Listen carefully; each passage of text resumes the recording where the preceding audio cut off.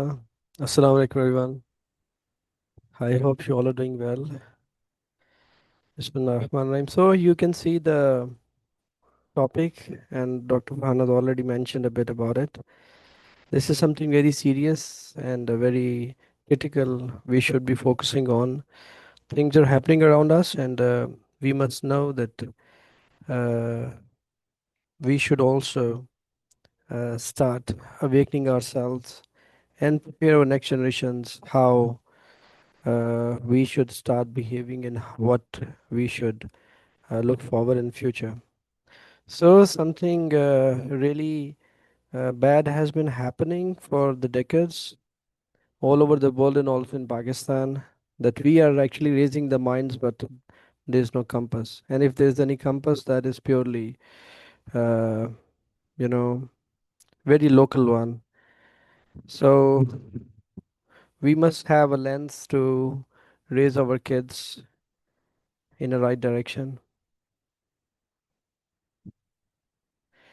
This is my brief introduction. Uh, You can see this after this all, what you can read on the screen. I still claim that I know nothing, and we all grow to learn and we learn to grow. So, inshallah, we are going to learn something that I realized over the time, and I really wanted all of you and the people who shall be listening to this session online that I would be able to introduce you this problem so that we individually and collectively could solve this. This is the agenda of today's session. First of all, we have to identify the challenge in education. Then, what are the foundations of identity in early education? We have to uh, look forward.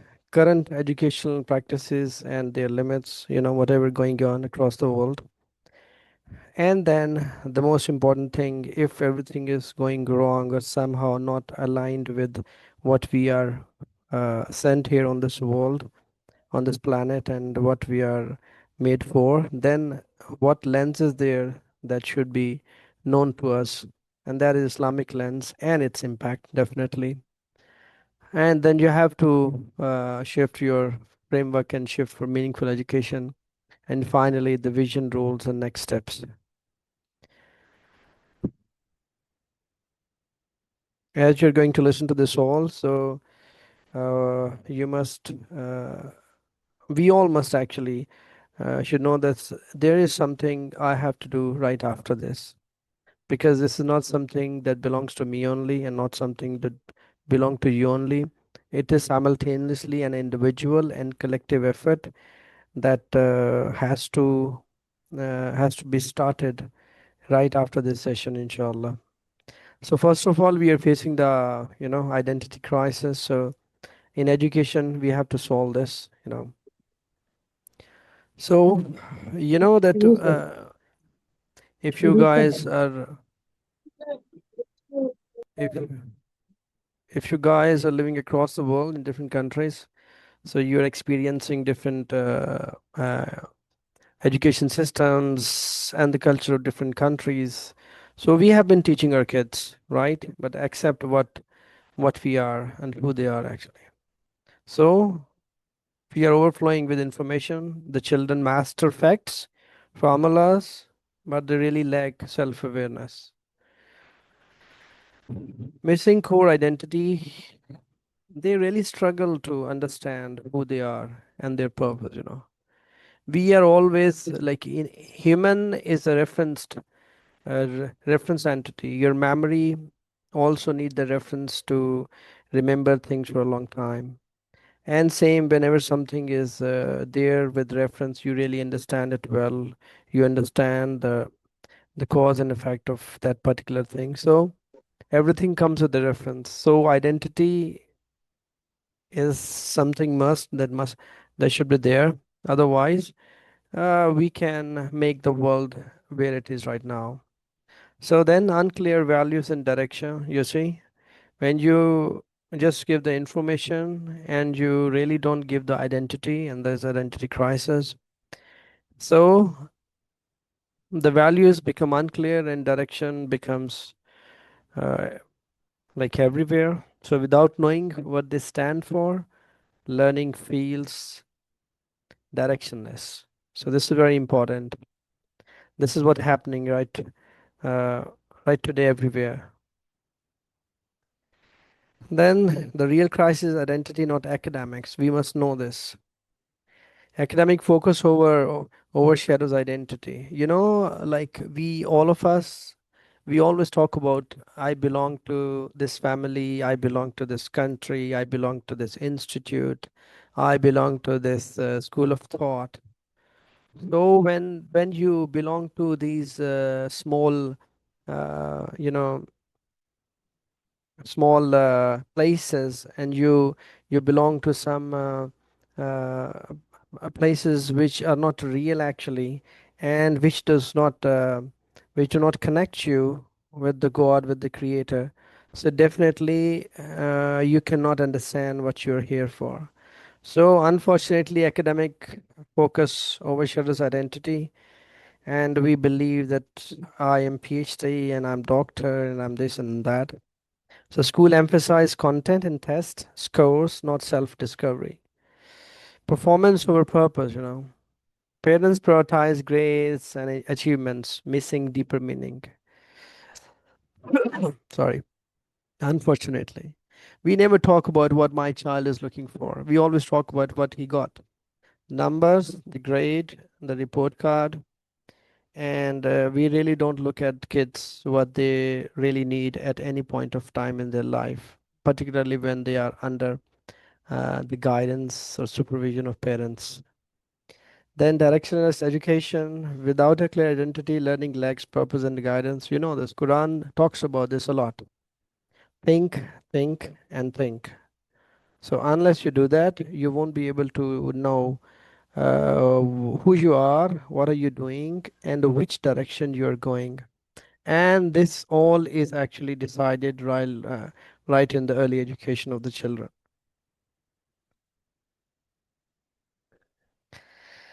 So you see, the child lens, Allah subhanahu wa ta'ala says in Quran that every child takes birth on fitra.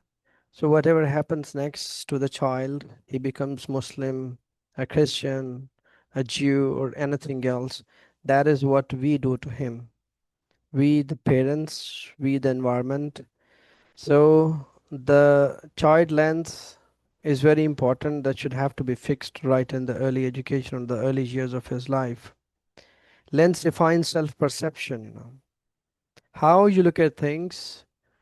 Are you a person who really think that you are part of a family? You belong to a country, you belong to uh, a company, an organization. So that's the lens really makes you feel how you're looking at other things around you and what you're going to do in the next few decades in your life.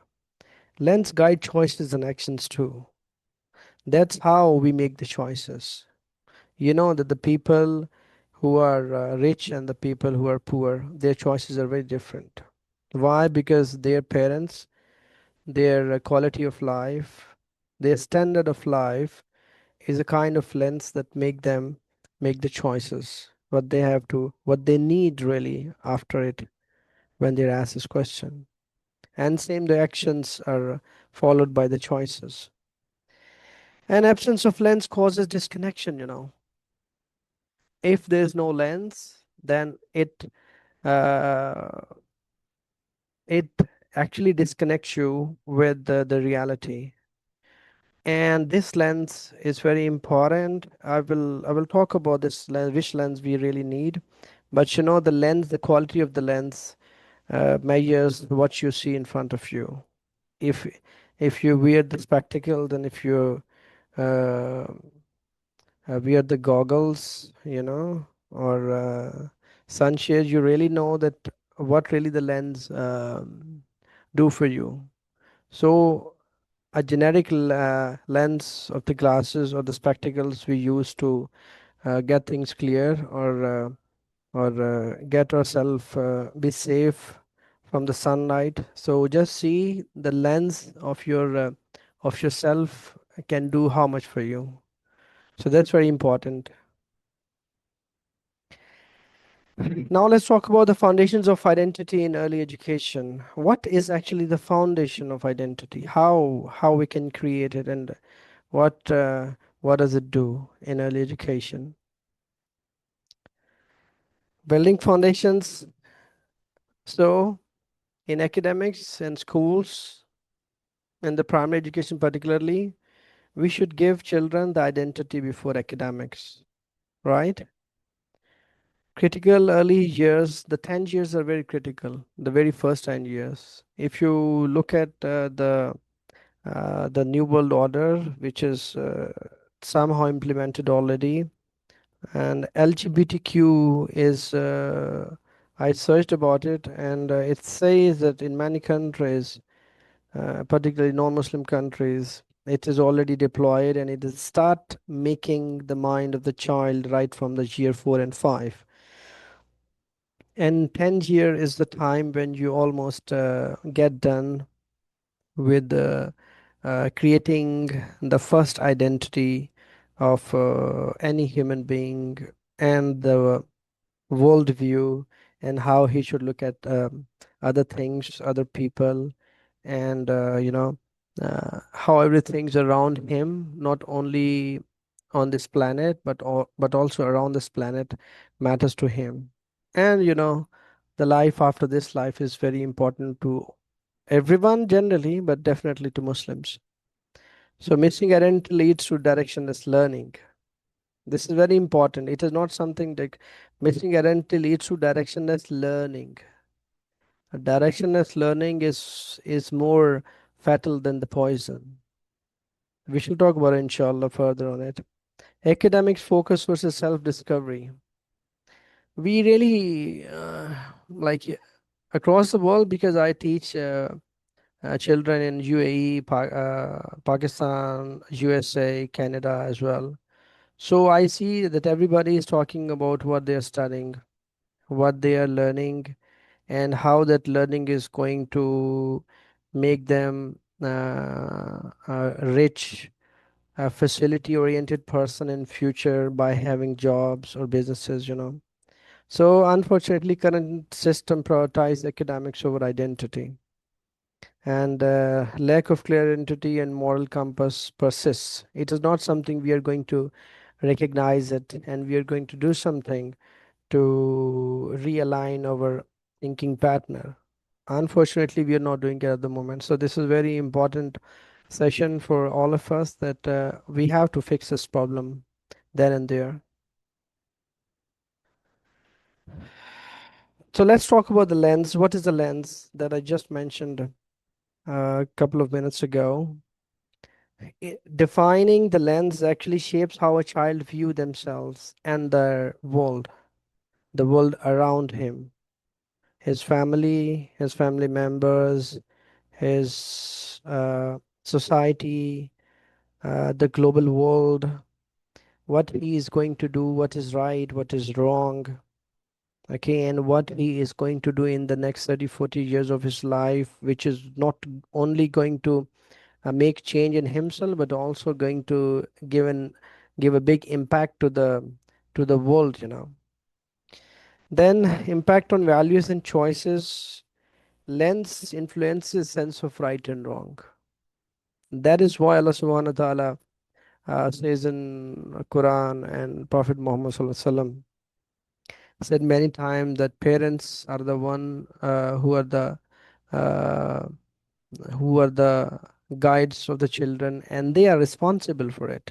It is not something that they can just let it go and give their children to the third party, and they are made uh, to prepare for the future. No, it is not the case. It's only parents who are somehow the custodians of the children in their early years, and they have to decide the right things for the children. So the values and choices are made for the rest of their life, that only depends on the lens that you are handing over to your children. It also actually, guides life outcomes. And these outcomes really not only play a role or make changes to your life, but it really make changes to the world. The people today who are rich, who are making changes not only in Pakistan but around the world, locally, internationally, globally, they are the people who should have to be aligned with the right human values. Otherwise, there is a power. Allah Subhanahu wa Taala always said that there is uh, Shaitan, Iblis. So satanic powers are always there to take up this opportunity, and they start leading the world if the other side, the side of the Rahman, is not taking the responsibility. So what is the missing piece? You know, disconnected learning, knowledge lacks meaning, disconnected individuals, intelligence without wisdom, right? We have intelligence, but there is no wisdom.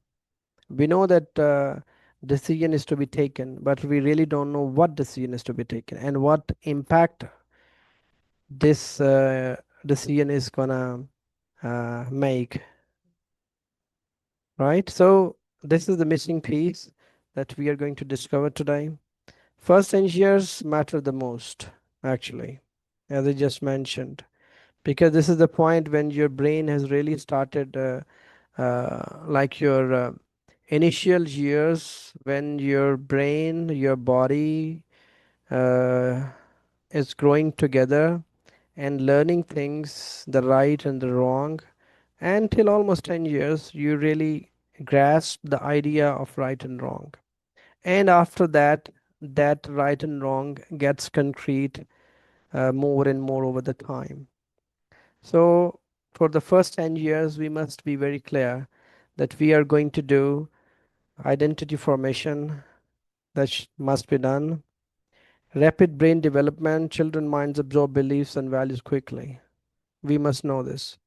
Whatever we are doing at home, whatever we are feeding to our children, whatever we are letting them watch on TV, on screens, everything that really make up their mind, their values, their emotional personality as well. So the brain development, emotional development, that all happens in the first 10 years. Then building self-image. Early experiences shape confidence and self-worth. You know that we talk about children traumas, and we all know that most of us, I think, or maybe all of us know, we all of us remember something from our early years of life, something that really happened, and it is still printed and comes in front of us exactly the same way it happened. So you see how things come in your life, even they have gone and they are no more in your life, but still after 30, 40, 50 years of your life, you still remember them the way they really happened, the words, the scene, the characters. So you remember everything. So early experiences are very important. That should have to be shaped. Missing elements often lack a clear identity, moral compass, and purpose-driven thinking. Clear identity, we all know that we are Muslims, but we really don't know what is the responsibility of a Muslim. We have a moral compass, but that moral compass is different for Americans, different for Pakistanis, like the subcontinent people, different for the Middle Easterns. Why is it so? Why it does not come from the same source? It must come from the same source because we all are humans. Whatever we are doing, whatever internal belief system we are having, even then, the moral compass must be same for everyone. Unfortunately, it is not. And then purpose-driven thinking. If your life is not purpose-driven, you are nobody, not more than an animal grazing around, and you will be killed by someone, and nobody cares. But unfortunately, uh, this is wrong because Allah subhanahu wa ta'ala has not asked us to just go and chill and come back. All of us, each one of us, here to do some job. That particular job, everyone has to think about, and that job can only be understood, recognized, realized, and we start working on it when our primary years of education, our early life is well guided by the parents and the teachers and the institution who takes a responsibility. Now let's talk about the current educational practices and their limits. What's happening around the world in the educational institutions. So on the left side, you see what schools are doing, and on the right side, you see what parents are doing. This is very interesting. See what schools are doing. The current system focuses on literacy, yes, numeracy, yes, testing, how much and how many marks, how much grades you got, competition, you are better than him, he is better than you, she is better than them. In what? How marks you got, uh, h- how much a better debater you are, and what you have achieved better than the others. That's the competition, right? And what is it missing, by the way? It's missing identity. You know what is identity? I am not your competitor. You are not my competitor. We all are humans here on the earth with the purpose given by the creator, and we all have to fulfill it without any fight, without any quarrel with each other. Then why we are not understanding that every child is different and he should be raised the way he or she is equipped with by Allah subhanahu wa ta'ala. Second, the values. The over the last couple of decades, we have seen that there is no values followed by the people, the society, individuals, and not even the families. Like there is no permanent thing you will see in yourself except the rudeness.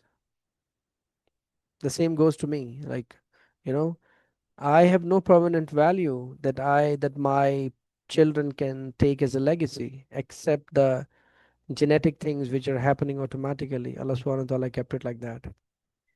Meaning, there's no meaning. Why I have to be very sharp in maths, though I don't like it? Why should I have to pass the exams, though it really doesn't matter to my self-building, my personality?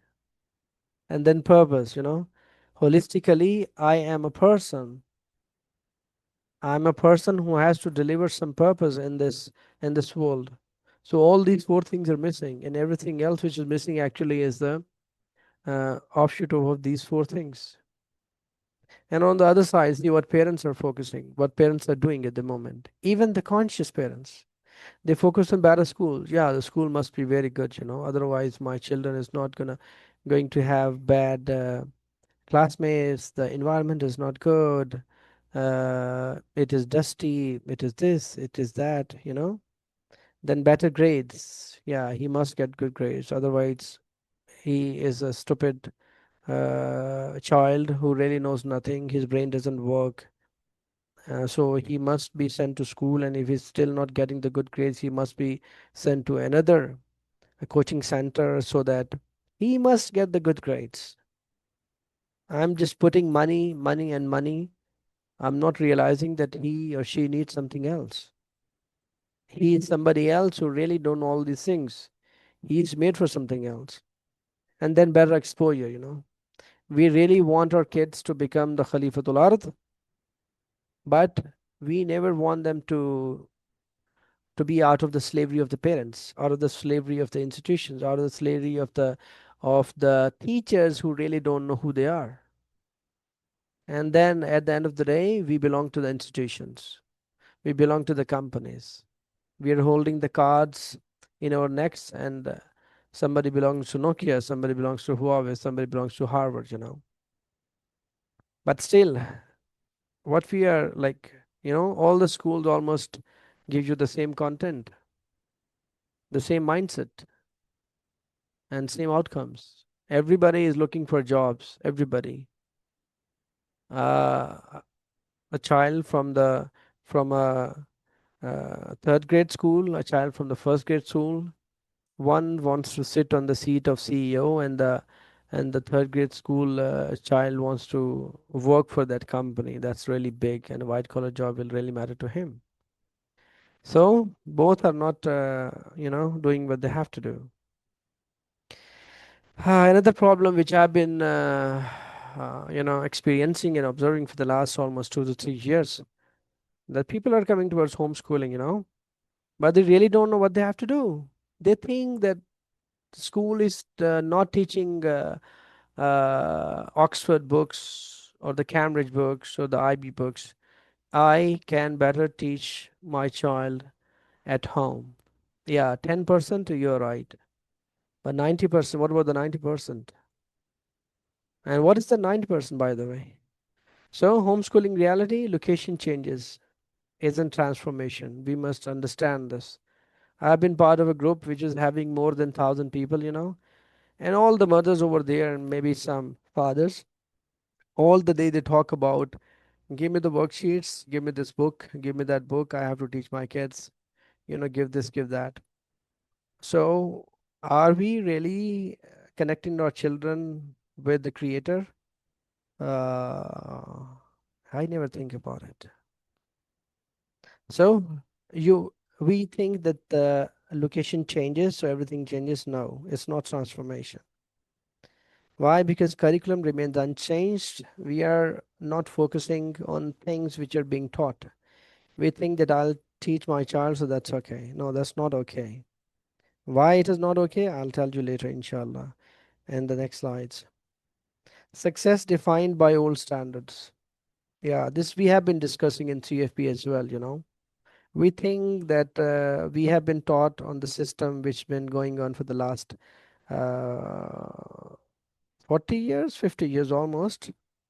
So we think that it will keep on going. This is not the case. We have become global citizens now, and fortunately, Alhamdulillah, being Muslims, we are the Khalifatul Ard who are sent here as the custodians of the book of Allah subhanahu wa ta'ala and the values and the practices given by Hazrat Muhammad sallallahu alaihi wasallam to us. So this is very important.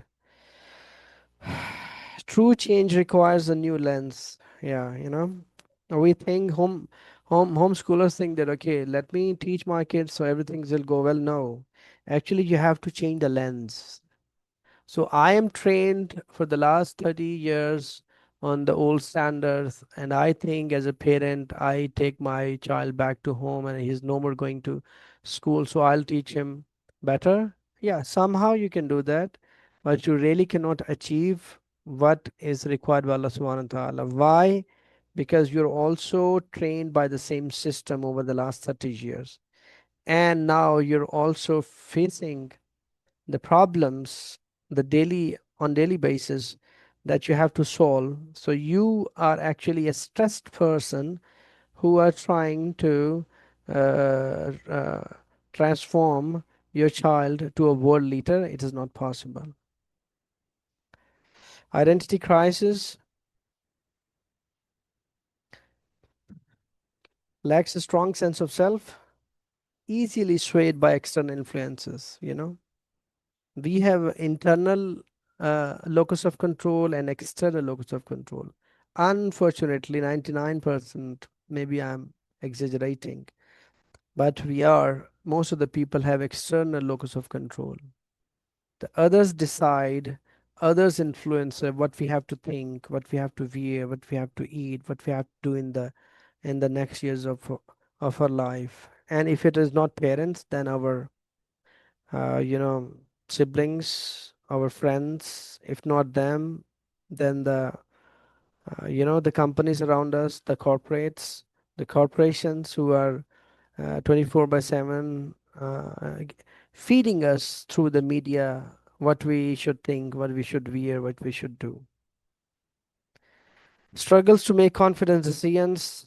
Confident decision is something really good, but this decision should also be, referenced. Otherwise, it really does not exist. In this universe, nothing goes unreferenced. Nothing goes unconnected or disconnected. It means even if we try to be disconnected, even then we are connected with something. And if it is not the book of Allah, the Quran, or and actually the the life of Prophet Muhammad Sallallahu Alaihi Wasallam, it means I am connected to something else, and that something else is really dangerous. Reactive rather than purposeful. You know that most of us, including myself, I said this a couple of months ago to my other colleagues in our Sira session that most of us really, you know, spend a reactive life. We always react. Somebody did something and I reacted. So, if we really want to be a superhumans, the humans who are sent by Allah subhanahu wa ta'ala, we need to be the people who act, who have their own sense of belonging, their own lens that really tells them what you are and what you have to do. Okay, now then, as we have discussed all that, what has been happening and what is the lens and school practices and what homeschoolers think. Now let's talk about the Islamic lens and its impact. Now we have like in the past slides, we got to know that things are really going wrong. Okay, and I'm in a position now that okay, things are wrong, so I have to correct them. So if I have to correct them, so what options do I have? And then you have to, we see uh, a bright light of Islam that shines our way, and we really see things clearly. So Islamic lens is very important. So what Islamic perspective on education? Education must come with purpose and identity. Who am I? Why am I here? If you really live a life as a non-Muslim, you always think about that I have less, the others have more, so how I can make this life better. But Islamic philosophy is exactly opposite to it. What I can sacrifice, what I can give better to others, what can others receive best from me. It is not about me actually, it is about others. When you have the lens of Islam and you understand who you are, then you start sacrificing.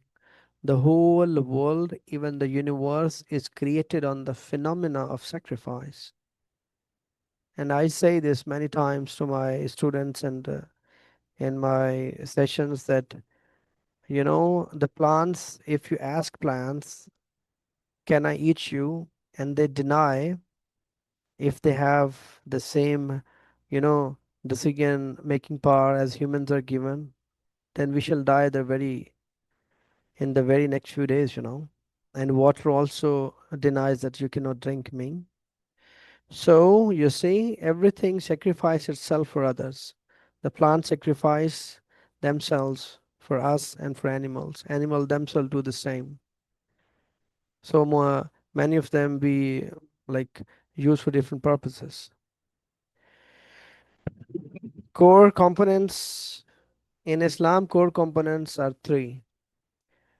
We are working, current systems are working on first.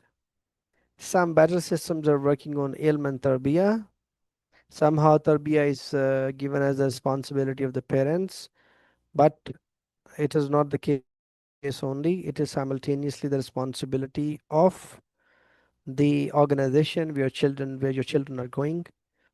The third thing we are actually missing throughout, we are not only missing in our schools, but we are also missing in our lives. That is tazkiyah, self accountability. Any one of us do self accountability? Answer is yes. Reality, no. You know, answer is yes, because I want to show others that we are really good. But when I look at myself in the mirror, the answer is no.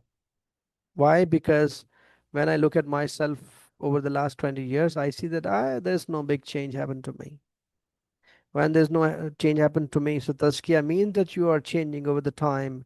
Every passing moment is creating a change in you, and that change is actually connecting you with Allah subhanahu wa ta'ala. And you are moving near and near to Allah subhanahu wa ta'ala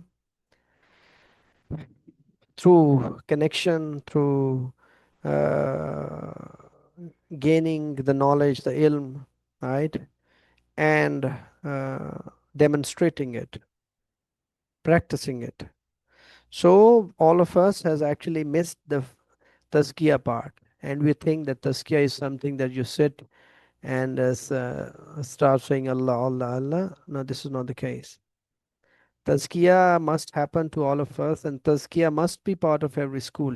Unfortunately, when we send our kids just to get the grades, so obviously there's no tazkiyah.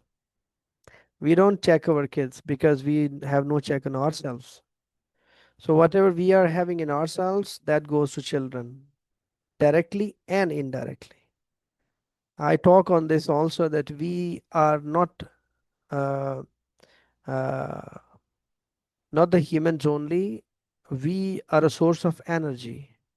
So the source of energy really does not need to say something, to do something. My selfness is a source of energy, and 24 by 7, my self emit the rays. So those rays either negative or positive. So that is what I believe in. I'm a negative thinking person. I think about others that they are not good, they are making problems, they are creating problems. We have to fix them. He is bad, she is bad. So this negative uh, power and these negative rays directly or indirectly goes to the environment, the atmosphere at home, also in the organization. So tazkiyah is very important, which is already vanished from our lives, and in schools it really does not exist. Then lens of values and responsibility. Islam always talk about responsibility that comes from the values. When you become mature, you never ask that I need this. You always say what I have to do, what I have to deliver.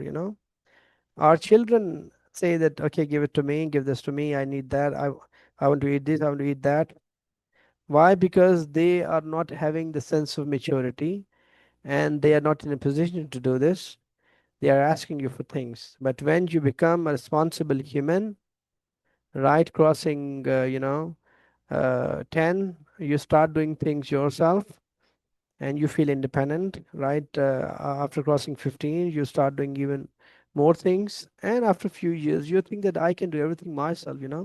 Then you take up the responsibility of your company position, you take up the responsibility of your family, you take up the responsibility of many other things, whatever the volunteer things you're doing, the other businesses you're doing. So in your real life, in our real life, we are taking up the responsibility, and we have to follow the fixed set of values which are given to us by the schools, by the institutions, by our organizations, by the companies. If I'm following all the rules and regulations given by the companies, why I'm not following the values given by Allah subhanahu wa ta'ala? So values must be extracted from Quran.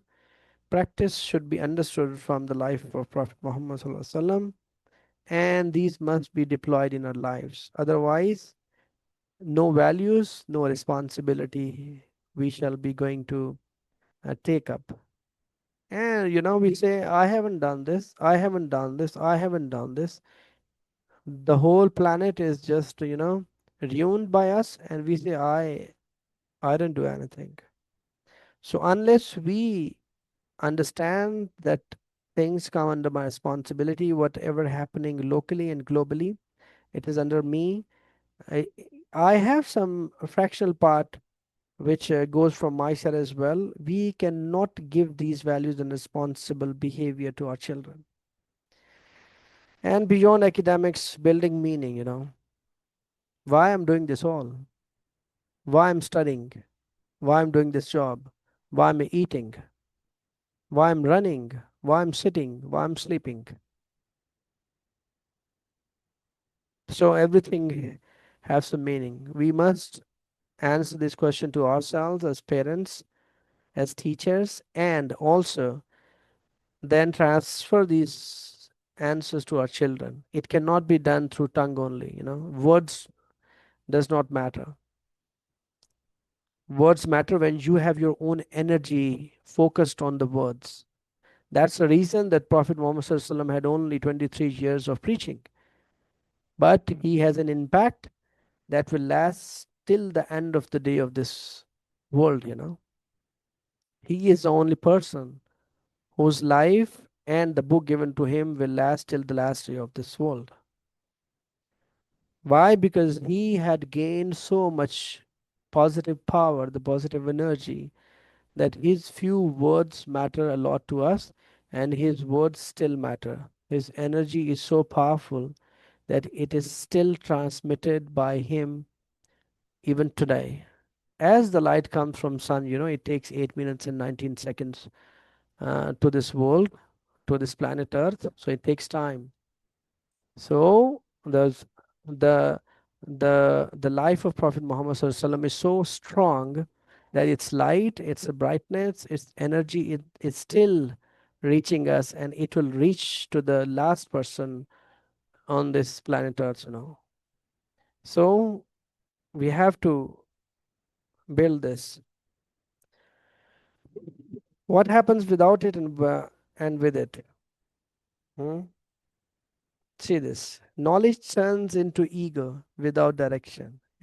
We really experience this. Success breeds arrogance instead of growth. I'm better than you. I got more grades than you. I'm intelligent. You are dumb. That's arrogance. It's not growth. Freedom leads to confusion. When I'm free, I waste my time. I waste my energy. I waste my money. I waste everything. I'm not given the set of values and the responsible behavior that whenever I'm free, I'm no more confused. Ab- Absence of an internal compass, internal locus of control is very important. It only comes from the Islamic lens. You cannot get it from any other lens, because any other lens is actually pirated, artificial, human made. We usually say in the in the lecture that the person within a problem cannot solve the problem. You should be above the problem to understand what is the real problem, and then you can solve. That's why whatever values, the purpose, the responsibility we want to have and deliver in this world, it should come from Allah subhanahu wa ta'ala. It cannot be given by humans, it cannot be given by the jinns or any other aliens.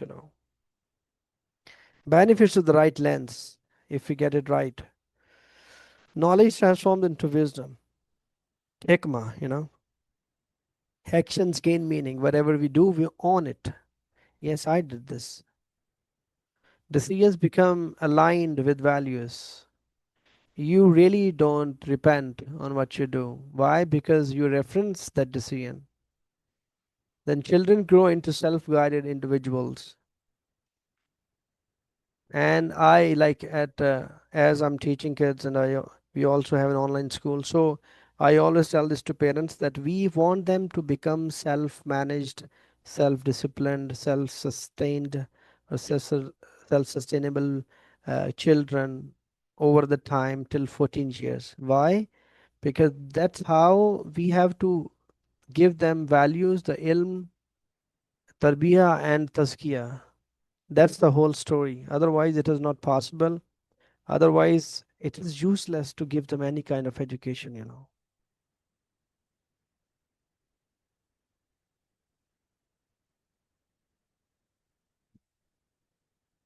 Okay, so framework and shifts for meaningful education that identity sets the foundation as we already discussed about it. Lens guide perception, you got to know in the last few slides. Thinking drive choices. If you think rightly, your choice will be right. Actions create impact. It is not something that you say, I want to drink water, I want to drink water, and you keep saying for the hundred and million times, and you will no more be thirsty. You will be even more thirsty. So you have to take action. Go, bring water, and drink it. Unless you do it, it could not create anything that you really want to achieve. And now we have to, bring shift in the approach. Shift from facts to meaningful understanding. We are not here to tell the facts. Facts are there. Any AI model, Google, anything can give you the fact. This is there, this is here, this is where. But what is the meaningful understanding? We really cannot get it without guidance. Deepening learning. We have to move beyond memorization. It should be a true comprehension. And it only comes when you connect yourself with Quran and Sunnah. We have to nurture the growth. Replace competition with personal development. Competition is nothing. We are not made here to compete with each other. We are here to deliver a purpose. And we have to support each other. That's why Allah subhanahu wa ta'ala has given the macro concept of sacrifice, encouraging reflection, and transition from instructions to thoughtful self-discovery. Don't give instruction, not at school, not at home. It should have to be a thoughtful self-discovery. Okay, so what should primary education do? The primary education, the first 10 years are very, very important. We all must know this. And we have experiences, like my generation experiences, that how much disaligned we are from Allah subhanahu wa ta'ala, the Quran, the Sunnah, and everything what we are here for. We think like Pakistani, I think what my caste is, I think I'm Punjabi, like all these, you know, local concepts are there. We must build strong identity in the early years. Instill core values, very important. And we have to develop thoughtful minds. Don't make children memorize things. They will memorize automatically. This is built in the system. But which is not built in, it's a thoughtful mind. We have to train them on this thinking process. We have to nurture emotional awareness. It only comes when you really understand Quran. Even if you don't understand it, you have to read it through in your own language, and you'll get to know how Allah subhanahu wa ta'ala has talked about different things, yourself, your family, your society, your relations, and your global understanding and global standing also. Connect learning to purpose. That's very important. That's what we must do. And this purpose does not come from an institute. Remember this. I have been saying this. Purpose is not given by the institutions. Purpose are not given by the corporations. Purpose are not given by the parents. Purpose is given by the book, Quran. Purpose is given by the life of Prophet Muhammad Sallallahu Alaihi Wasallam when we read the Seerah. Otherwise, it is impossible that we reach to the purpose which is really asked by Allah subhanahu wa ta'ala. Vision role, the next steps. Teachers are very important. In our school, I like we prepare the curriculum, and I really don't discuss the curriculum unless I have the brainstorming sessions with my volunteers, and I understand that now they understand what TOES is really trying to achieve, and then I start making them, uh, uh, start them do what really is required in the curriculum designing. Otherwise, because the teachers, they have to put their energy, and that goes in mentorship, role modeling. We should not be somebody that coming to the schools, teaching kids the books and going back. No, we should be the mentors. We should be the role models. And this all is actually said by the educationists, and the educational theories are full of all this. But unfortunately, this is not, included in our school systems globally, not only in Pakistan. Parents shape the first lens. Remember this. You are responsible for everything. You are responsible for everything because you have the primary role. Genetically, or 24 out of 24 hours, the 20 or 16 hours are given by the parents and the atmosphere they create. So you have no escape.